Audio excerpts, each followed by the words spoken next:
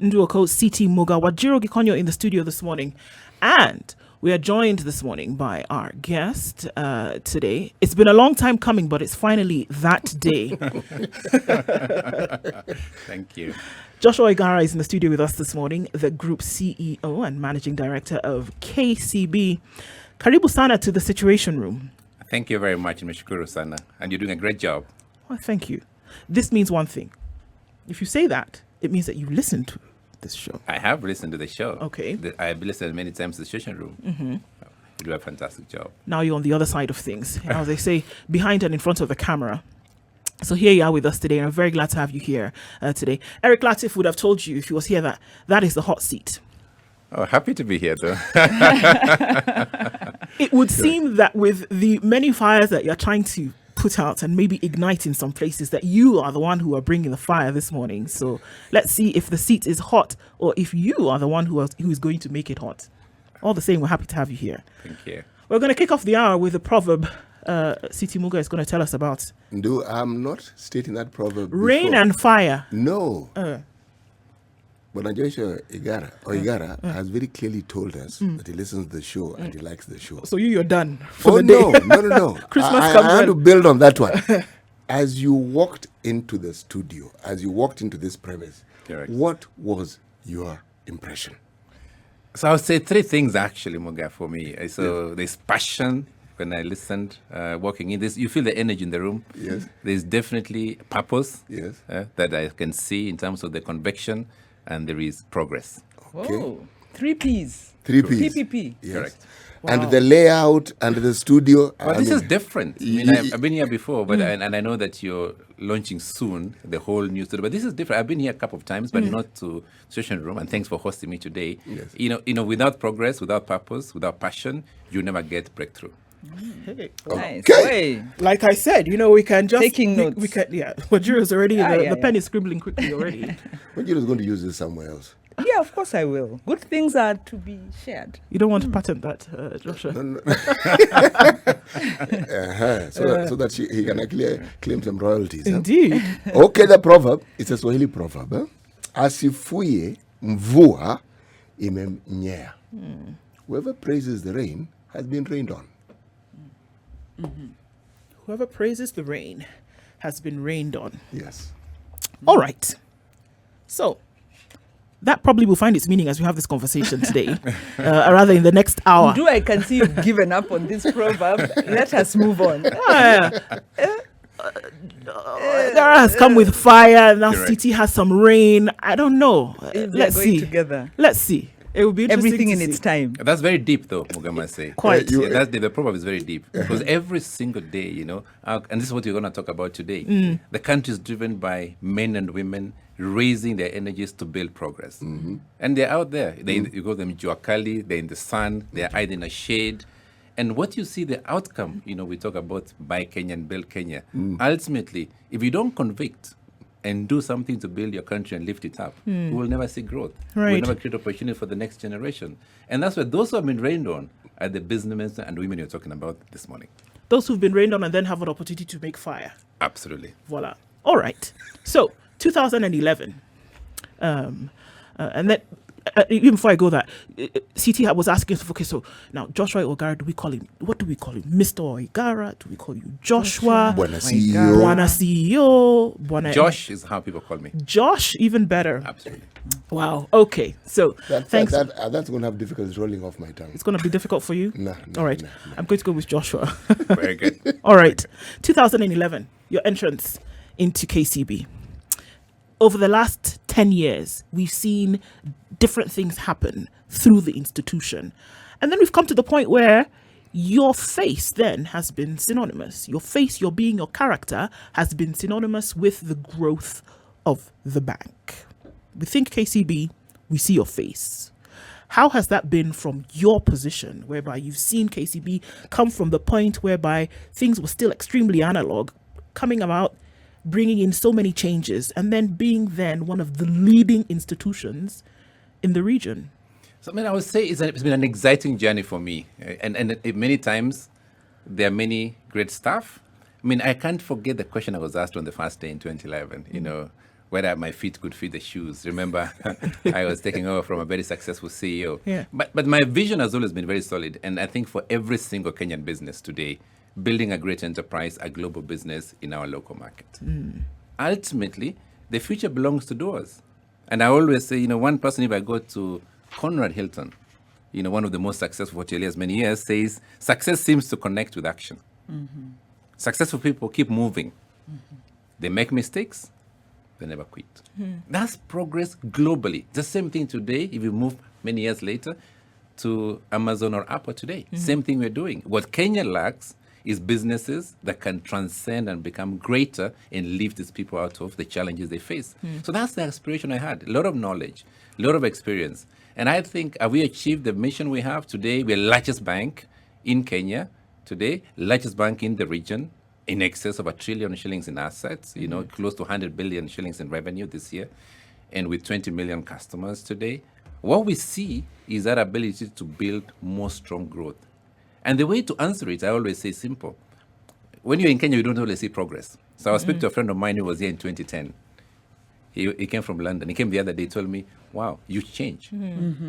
From 20, you don't see progress every day. No. But he says 10 years later, dramatic push. Our business was 1/4 of what it is today. And when I say, obviously, the conviction I have is that purpose is what drives business. What are we about as KCB? We're about only 2 things: enabling progress, so that we can create impact and transform lives.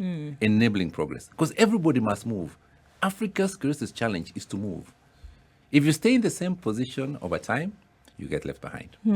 I really like what you're saying, Joshua, and I'm scribbling notes because, really very forward-looking, very inspiring. And I like what you said about the rain and those who are rained on, because you're talking about progress, you're talking about movement, but there is a sector that's stuck, and some are stuck because of economic structural impediments. And it's a large sector. The majority, the informal sector, works in an environment that does not enable them to realize their ability. Correct. And like you said, Kenyans are resilient. This is possibly the most resilient sector. They get burned down. They get council askaris come and thwart them. They were impacted heavily by COVID. They rely on their household savings or even contributions to survive. Most resilient sector.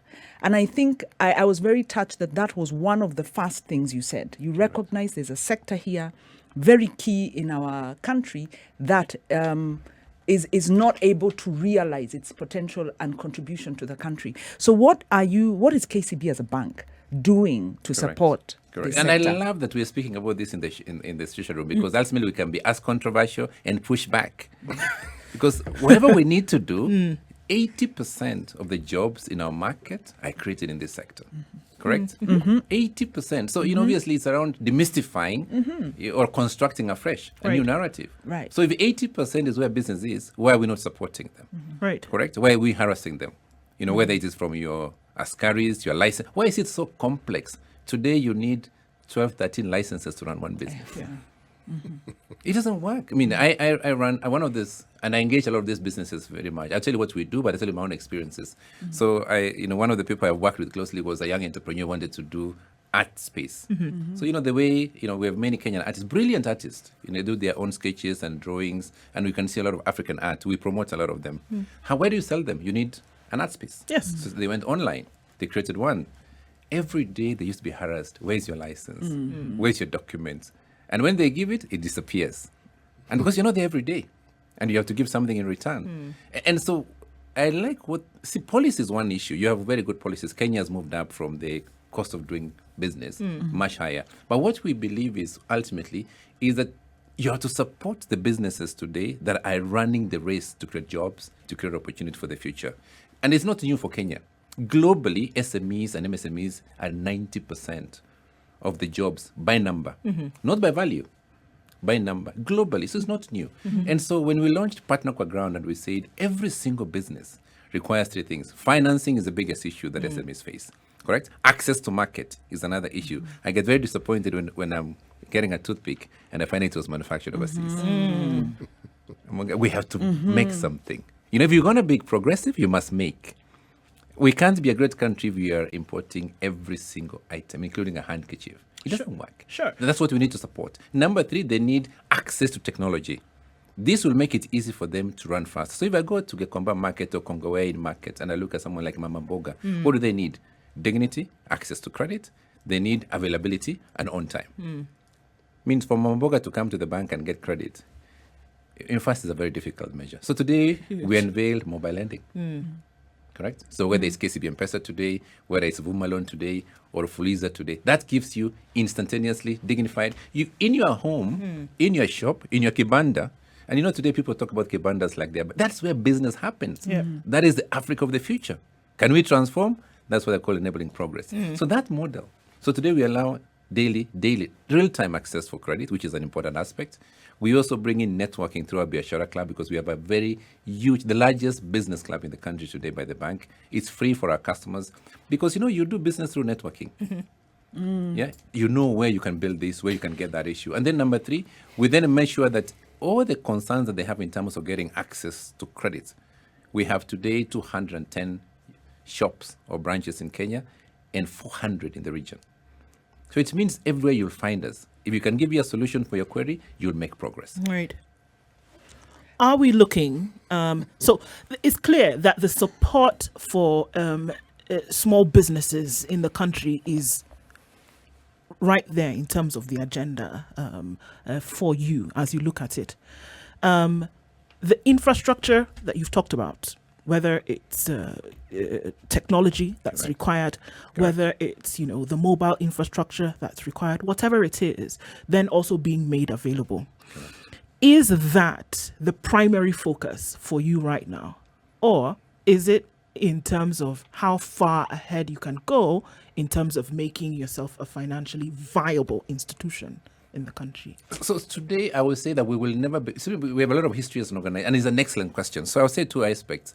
The future belongs to the doers. It's important that what you do today, whether you're a business and especially for MSME, I think what you do today is extremely important for your tomorrow. Sometimes businesses worry about, I say it's better to build an imperfect business than waiting for a perfect moment to start a business. Because business is not about perfection, it's about progress. Correct? Am I moving from one step of building? Because look at technology companies today, like Apple, for instance. They are refreshing a new phone every year. Why? People say it's perfect, but why I refresh it is because it's making progress every year. So our progress is, we are very successful organizations, and our founders have built the largest financial institution in the region and in Kenya today. So why we focus on SMEs and MSME today is for 2 things. One, the future jobs for the next generations are in that sector. Whether they are formal or informal, we keep on distinguishing. There is no distinction. My mom used to run a kiosk and a shop. That was her business. Right. And I mean, Nairobi, I say it's a kiosk. She pays her school fees from there. She pays the rent from there. She takes her kids to school from there. When you say it's a Joakali, I don't know what you're talking about. That's business. And I think in the world, we need to appreciate the form and structure. So what we do today is by investing in those businesses, we create a network. Correct? And that network of customers is how we future-proof the future of the bank. So by doing right today, you're building for the future. And we're not looking for perfections. What you're looking for is businesses. Today, we have 10 million customers today digitally connecting with us. We have today 1 million SMEs that are working for us out of the 7.5 million businesses in Kenya today. So credit, for me, it's an important aspect that I think it's one of the greatest challenges, and especially for youth-led businesses and the women entrepreneurs. That's a big area of focus for us. People say youth managed, but you look at businesses today, if you go any shop, you see a young person. Right. They may not be the owner today, but they're the tomorrow's owner. So I say in my own view as a bank, the billion-dollar business of the future must be built today. That's our aspiration today as KCB. Yeah, Joshua, can I ask, cost of credit? Correct. It's too high, especially to this group.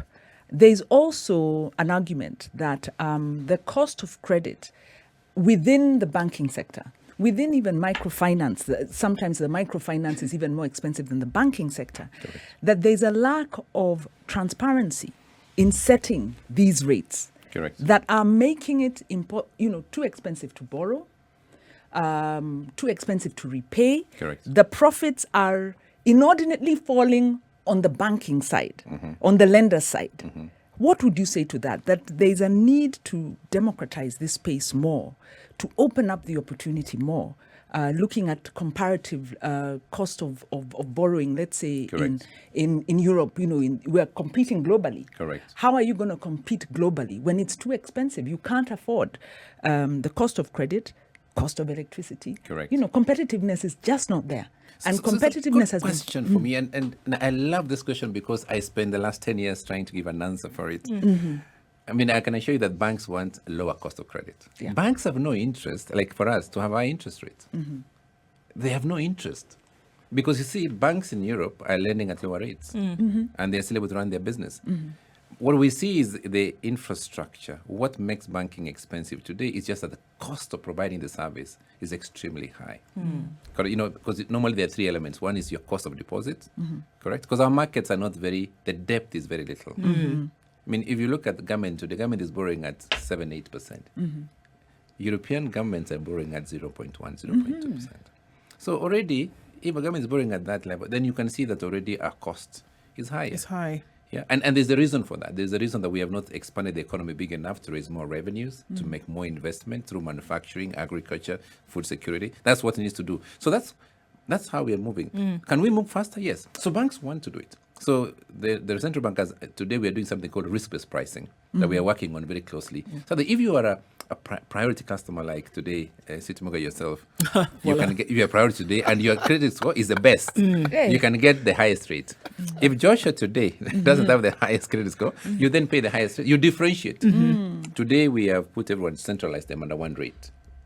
So like for instance, our rate is 13%. So we see that differentiating. I think you have a continuum. You can borrow prime rate to 3%. You can borrow high. There's nothing wrong borrowing at 20% if your risk profile is that high. But how will I repay? Well, there are people today who buy products in the market. I buy at 10 shillings. I sell it at 300 shillings. There are people who sell those products. They are different businesses. I can assure you. So it's just looking at the market. Now, can we see the prices going down? I think, this is the lowest prices we have seen in a decade. The question, though, would be then, what role would you play? Correct. Knowing full well that your purview is to support individuals, to support businesses in the country, what role then would you have in lobbying, in pushing to Correct. say, can we make it a more conducive environment for the Correct. people that we are hedging Correct. our business on in the first place? So there are two things we do today. So as an industry, we've been on the forefront. As KCB, for me, I would say this is our biggest priority today. So when I talk about finding a way to have a pricing model that facilitates every single customer. And I will explain it simply, like if you look at what happens in European markets, people don't need their house to borrow. Isn't it? You get what you call a credit score. Right. You've seen that everywhere. South Africa is doing it. Yes. Yeah. The credit score from high school is the most important part of who you are. You walk in today, you are A1, you get the best rate. Today, we haven't moved to that model yet. That's one way of demystifying and making sure that every customer plays in the marketplace, gets what they need. That's one item. Are we going there? We are going there yet. That is something that the bank is running, the central bank is running. That's one aspect you're doing. Secondly, for lobbying, not everybody can borrow today without security. So there's what you call like risk-sharing model. You ask about the guarantee schemes that the government introduced last year to enable customers who are taking difficult businesses. I'll give you an example. People did businesses before. Last year, 2 years, supplied. A lot of young people supplied, and the women entrepreneurs supplied, government supplied, counties. Yeah. Didn't get. They did their work. They never got their money back. So the issue is to make sure we're involved in that conversations for themselves. But in addition to providing credit, the issue is also enabling that they have information and access to market. This is so important. I always say that an SME cannot operate within their own area. They can't operate alone, isolated environment. So I'll give you an example. If you look at the Standard Group, the media group itself, you have suppliers coming in. Someone is bringing in water in the morning. Someone is bringing food in the afternoon. Someone is transporting them. There's an Uber living. So I have a young man called Peter Kimani who is a chap Uber, correct? I work with him sometimes when I need to move somewhere quicker. Yes. He took a loan, correct? Yes. To buy that that car. It was a Suzuki. He's driving it, getting $1,200 a day. That's how he takes his kid to school. Yes. Are we enabling those? Once we connect that ecosystem, so now within our big pool of Uber we use is one of the guys we use in the office. If you give them a bigger network, our businesses for tomorrow will be driven by what they call churn, by velocity, Right. by scale. That's how you're going to make the money. That's how you're going to make the money. You On that talked note, let's about- take a break on that. At about 27 minutes past 8 o'clock, we're in the studio this morning with the Group CEO and Managing Director of KCB, Joshua OIGARA. Scintillating conversation this morning. We're in the studio today with Group CEO of KCB, Joshua OIGARA.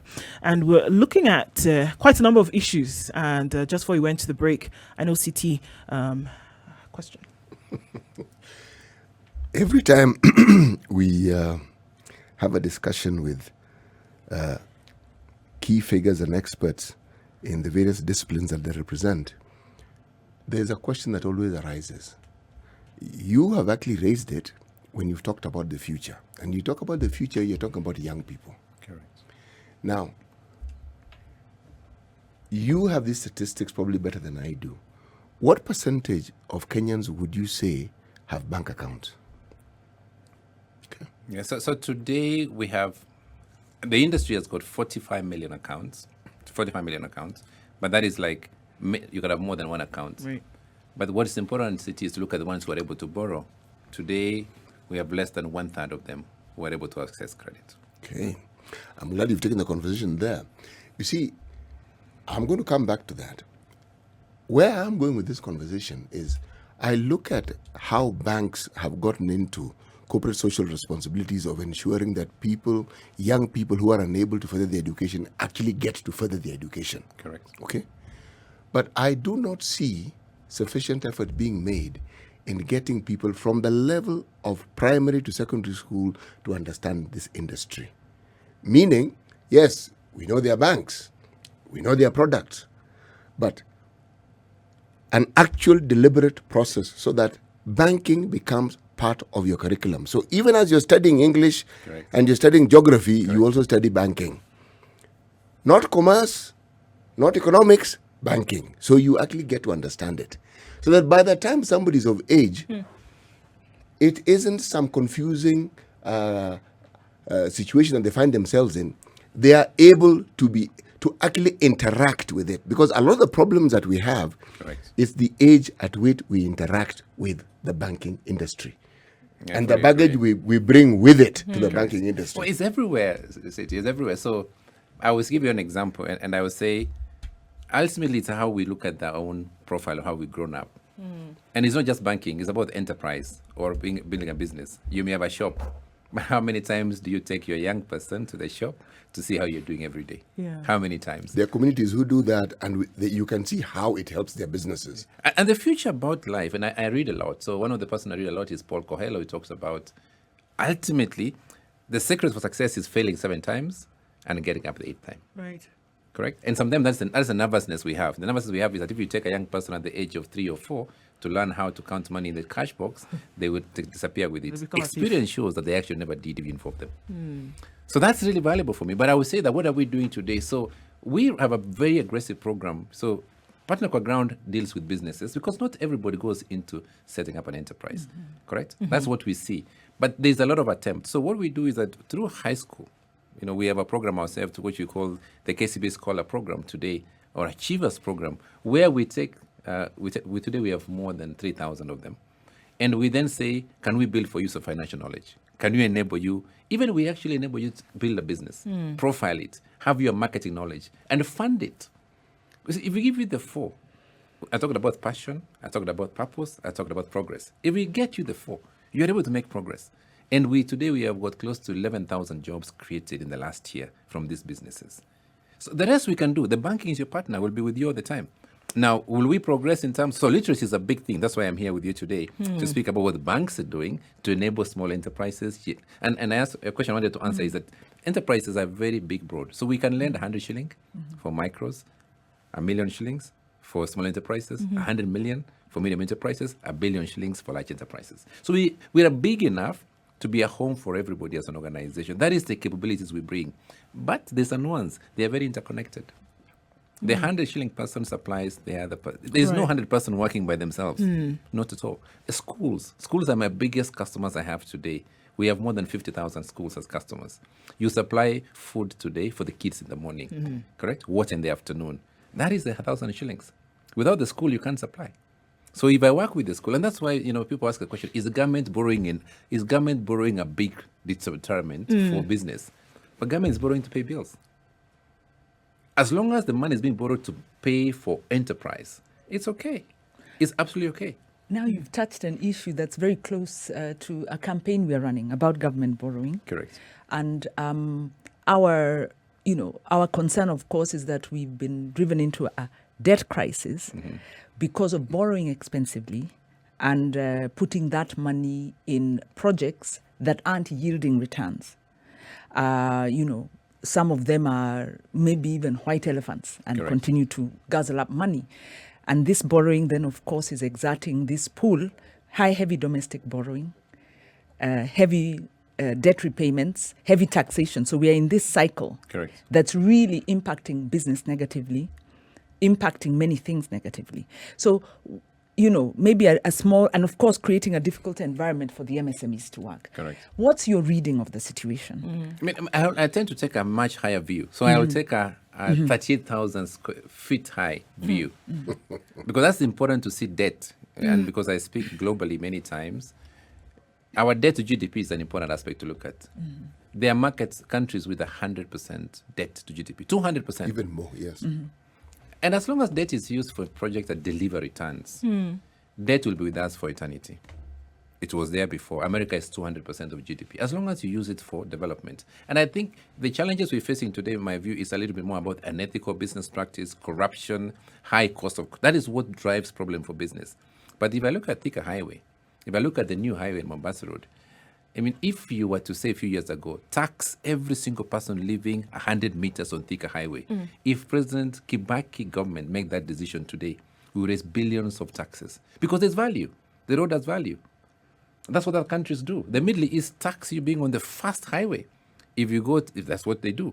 So if you look at, because there's value created for you. But then they deliver then on the services then Correct. that ought to be available for the people. So this is the challenge I think that private sector must come in. Right. A lot of it, I'm always the enabler. I say, look at the people on Thika Road, look at Mombasa Road, look at Mombasa High. If you look at the people they've done, the cost is a different issue. And it is true, some projects will fail, some projects will succeed. But my view that when I look at because I have a lot of successful business people, my SME portfolio today is close to, today, 100 billion. That is how much money I'm lending. It should tell you that there are SMEs that are progressing, they are driving. Do they have challenges? Yes. There's a tax challenge they have. They have an issue of licensing that they have. They have corruption issues that they face. And, we spent time a few years ago pushing the Anti-Bribery Act. So we're also in the center, saying, can we enable them? What lets me down is a business person, Muga, like yourself, doing a business, and then losing it because somebody else wants to be on top of you and not recognizing your effort. So then, as you've seen, with this huge portfolio that we're talking about, clearly that's where a lot of concentration is. And if we look at the country and what is being, what then would you say are the challenges towards small businesses making it? Because the truth of the matter, Joshua, is that you may have this huge portfolio, Correct. but it's a small percentage of what could actually be. So what are the challenges? So we need to enable them for sure. So payment has been a big problem. Remember I said that earlier. A lot of people, I have many business people who lost their money for doing the right thing. And there's nothing as destructive for a business to do the right thing and lose everything. Corruption. So that's one area. So corruption is a big issue, and I think everyone agrees it's a national challenge you have to deal with. But also access to more markets. We can't just be only in a Kenyan market. The region where we operate is a big area for Kenya, Uganda, Rwanda, the eastern part of Congo, Tanzania, South Sudan. I see people selling. Why is it possible for us to have a problem for avocados? Where do I have to sell my avocados? In China. I have markets ready to consume them today in the markets. That's the second item. Licensing is another issue that you face. This is one of the biggest problems business people have. They are very nervous. When I go to Rwanda, I'll give you a good example. They have what they call the Rwanda Development Board. You arrive today in the morning, and an hour later you get everything you need. Everything. 1 hour. Everything. So Claire Kamanzi, who runs that business, they took the Kenyan model. You didn't go nowhere else. One center, which is what you're trying to do here with the Kenya Investment Authority. Yeah. Correct? But imagine 1 hour. It's unimaginable. I'm sorry. Can I also just say something about the business environment? And the question is, are big banks doing enough about governance, to in Kenya. And I'll go back to that debt to GDP. Correct. Countries have 150 plus. But if you look at those countries, they denominate that debt in their domestic currency. True. They have also got a lot of transparency around that debt. It's long-term debt. Correct. It's put in projects that are giving returns. SGR, for instance, of course, has very many issues around it, conflict of interest and all. It's losing money by the day. Correct. There was a negative feasibility study around that. World Bank said don't do it. Everyone said don't do it. It was done. Edward Ouko, former AG, Auditor General, said this is budgeted corruption. Correct. Money designed to be stolen. Now, unfortunately, because many of these corruption schemes have gone on and government is then in contracts where they are forced to pay, the impact is felt by the wider business community. Correct. So the question I'm asking is that diagnosis correct? And what's the recovery? Because if we are in, our reading is we're in a debt trap. We are borrowing to pay debt. In fact, illegally, the Auditor General has, in her recent report, said government is borrowing to pay salaries. Correct. This is unconstitutional because it's been done, over the last 3-4 years repeatedly because of this debt trap. So this situation we find ourselves in is impacting business in that when you look at the statistics, Kenya National Bureau of Statistics shows us Kenya is losing competitiveness regionally. Yeah, the that's cost true. of doing That's business true. is very That's high. true.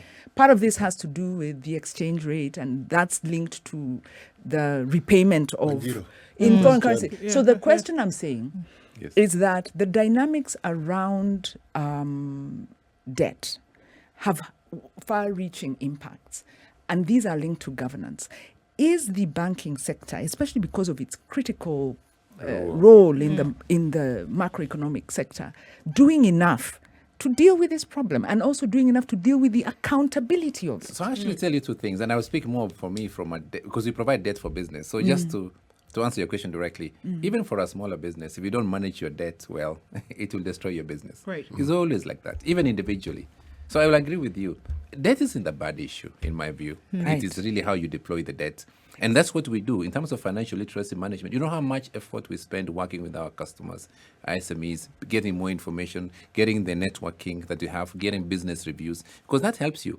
Because even our customers borrow debt sometimes to manufacture, sometimes they borrow to pay salaries, sometimes they pay. That's what happens in business. But as long as you can see your cash flows coming, and I would say globally, most countries borrow. What we need to do for ourselves is make sure that we're pushing government enough to put in more money into SME, women enterprises, youth enterprises, and support them very strongly. There is no point of saying we have, and this is something we work very closely. We do like the AGPO, the access of government procurement opportunities, 30%. We haven't reached even 10% of it today. And even the 10%, correct? You are supplying water. I want my women entrepreneurs to supply the Caterpillar equipment. Right. The high, Because they're able. high value. That is when you have completely matched it. If you're going to supply just, maybe like, let's say like something like water, it's not enough. So I want to assure you that model banks are doing. We're also pushing around a guarantee scheme to help. Because partial guarantee schemes help the businesses which are not able to provide their securities and run their business. And they could fail also in the businesses. Sure. Those three aspects. And then finally for us in Partner Kwa Ground, we're saying we connect you on the chain. It's a hub and spoke game. The way you succeed, if you're a smaller business today, I'll give you an example. If I set up a taxi business today and I put it way in Kehancha, correct? And I don't have someone else in Migori, someone else in Kisii, someone that I can connect with. And maybe the way to answer it is like the travel companies. I have a visitor coming from Nairobi coming here. There are people who do Nairobi tours. Right. They earn money by just taking to Nairobi town. Yeah. You go to the museum, you come back. They earn. This is not ecosystem. If you are alone and you're waiting for someone from London to take them to Nairobi tour, where will you find them? So that ecosystem is what SMEs require and micro enterprises require. It's not easy, and therefore we have to push more forward. The policy is there.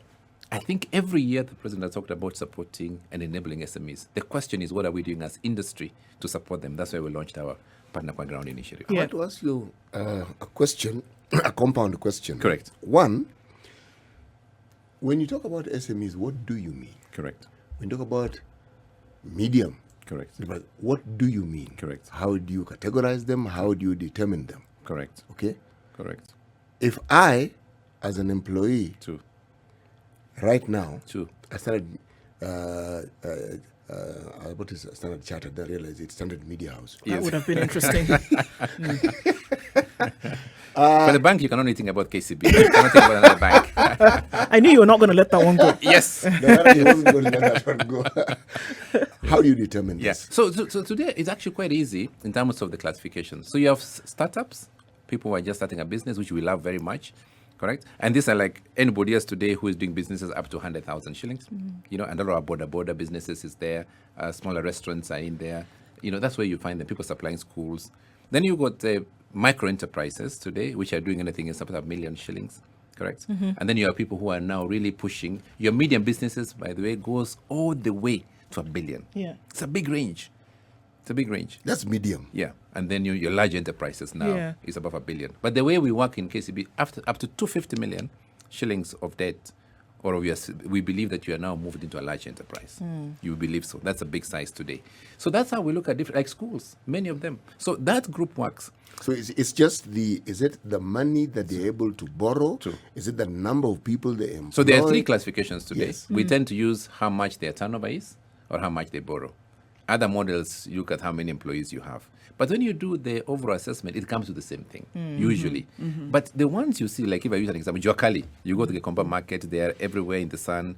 And, you know, we call them Juakali, but that's a real business. People have been there for 30 years. It's what's 40 years. holding the economy together, some would argue, right? Absolutely. And Yeah. what we need to do, what we're doing as KCB today and fighting and working very hard today as a bank and working with us is to make sure that their potential is realized.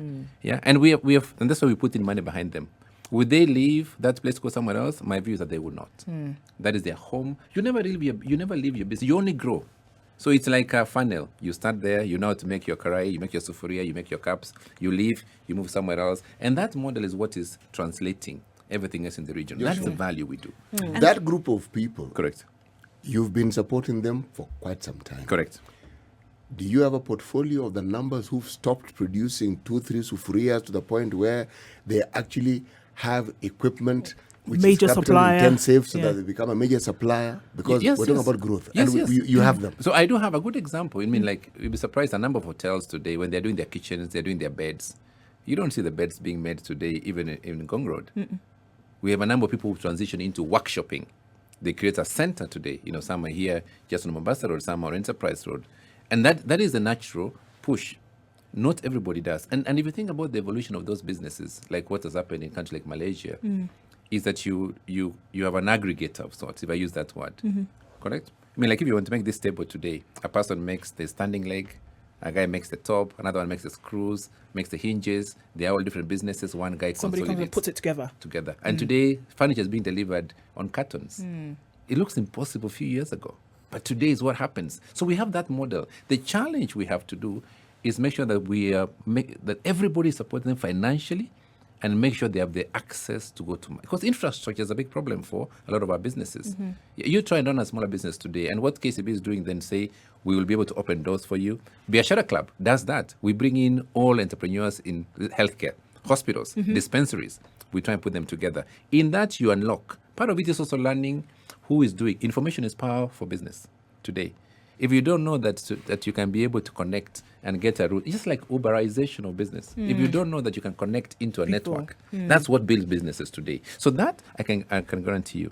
It doesn't mean that the issue should not be to close down Gikomba. The issue is how many scalers do we get who can then build businesses for bigger markets. That's Yeah, what can I just show on that, because the issue is that graduation scale. Correct. How many? Correct. Because if you look at the MSME sector, there's that group that is easily engaged that you're already working with. Correct. How do you then get this other group that are still survivalist? Correct. And they're survivalist because maybe education exposure. True. They're in that business because they couldn't get means elsewhere. Correct. You know, they are operating in an environment that's actually not conducive to growth. Correct. And those businesses are really survival.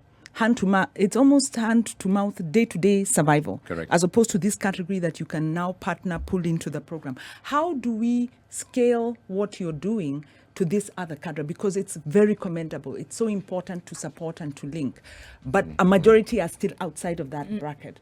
Any ideas on how to pull in these others so that these jobs can become more meaningful? So our model today, so we say we have 7.5 million businesses that we see in Kenya, of which only 1.5 are registered.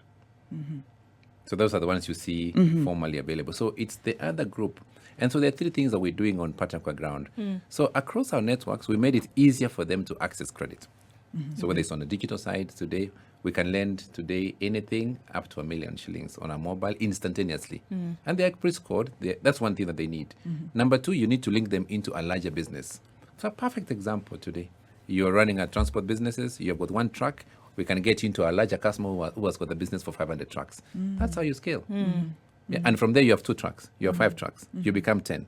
You have to start. Remember, in business, the one thing I like to encourage the startup businesses, there's nothing wrong in starting small.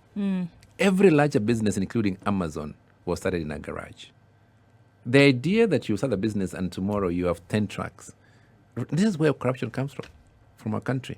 All of us, there's magnanimity in starting small. If you can do it smaller, you can scale. And then thirdly, we have to provide more training. So the Partner Kwa ground builds a lot of conversations with leaders, myself being here, because that's what gives them the confidence to be able to move on. If those 3 happen, I can assure you this year, the 1.5, and registration is also a challenge they're facing. Licensing issues, tax issues. And when we're interceding on tax, I am one person who has been very much challenging and saying they should be given access to do their business without being harassed. Sure. I mean, I think that's one thing that will be remembered, because I think that what happens here, and maybe you can, either confirm or deny that what happens is that when people present themselves at your doors, looking for credit, for example, or trying to become bankable, that's when now you're greeted with a plethora of other problems that exist. Correct. Lack of education, lack of this other infrastructure that's needed. They're not tax compliant, right? So these things you see all of them by virtue of the fact that somebody has come to the bank and said, okay, look, I need some help here. Now, these people come to you probably more in number than they go anywhere else. Correct. Do you then see there is a responsibility then that lies in your hands, even as this conversation comes to a head? Correct. That lies in your hands then to consolidate all of these under one umbrella and say, look, I mean, I'm the bank, but here we are. I have my brother who can educate here. Correct. I have my brother who can educate on taxes. Correct. And bring all of that together for the end goal of bringing up that 7.5 million, who's that 1.5 million now really, but getting it to that 7.5 So million. today, Do you see that responsibility at your doorstep? Absolutely. And this is why this program is so important for us as a group. So in the past, this was like in the past. Today, if you come in, you have no registrations, we will take you on board.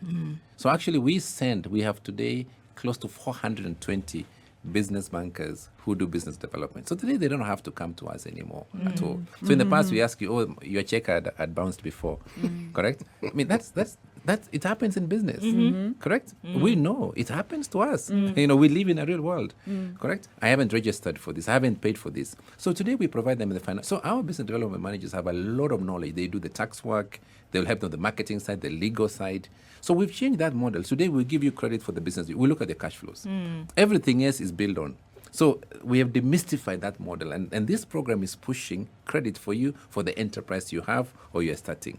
So those barriers, we are leading in terms of unconstructing those barriers. And we also came up with the partial guarantee program to say, even if you have nothing to offer today, we have unsecured lending at the branch. Today you can walk in and get up to 3 million. Today. So, Joshua, as a business, as a business, it wasn't there before. Joshua, No security. if we leave the but studio can I ask today, that question? Correct. Sorry, Siti, can I just ask a question? Because Yeah. government But, avail this. Our time's actually running to a head right now. So, I mean, I want to take that last one from you Correct. Credit really, guarantee. really quickly, Correct. Joshua. Your message today in terms of now going forward and saying this is where business lies, this is what we need to be looking at. I've got to wrap it up, but So our ambition, and we are a purpose-driven organization. I talked about earlier that there must be, progress, there is passion, and there is passion for what we do. And our real purpose of organization is to enable progress. So every area, and this is the form of our organization as KCB. It's you're starting a business, we want to make you to grow. We will support you through the journey. And Partner Kwa Ground enables you that every single way, where you had a question, where you had an issue, get in touch with us. We'll get in touch to you as an organization. We'll give you the credit. We'll give you the support. We'll give you the funding. We'll give you the network and information. 3 things you get. You get access to the credit that you're looking for. You get access to information through the networks we have through Biashara clubs that we are available. And lastly, you get access to market, because in our pool, we're the largest lender today in medium to large institutions by far. Correct? And Josh, we are making you to happen to log into that conversation. And that is where we believe that by this year, we intend to recruit 1 million new SMEs into a portfolio in this program. We hate to let you go, Joshua, and time really does fly when you're having fun. But we have to. And we hope that you will come again. You know, there are many more issues that we can look at that are important to. Group CEO of KCB, Joshua OIGARA, thank you so much for being in the Situation Room this morning, and we hope that this will not be the last time that you will join us. Great having me this morning. I enjoyed the show. Yeah. I will definitely be back. Thank you. Asante sana.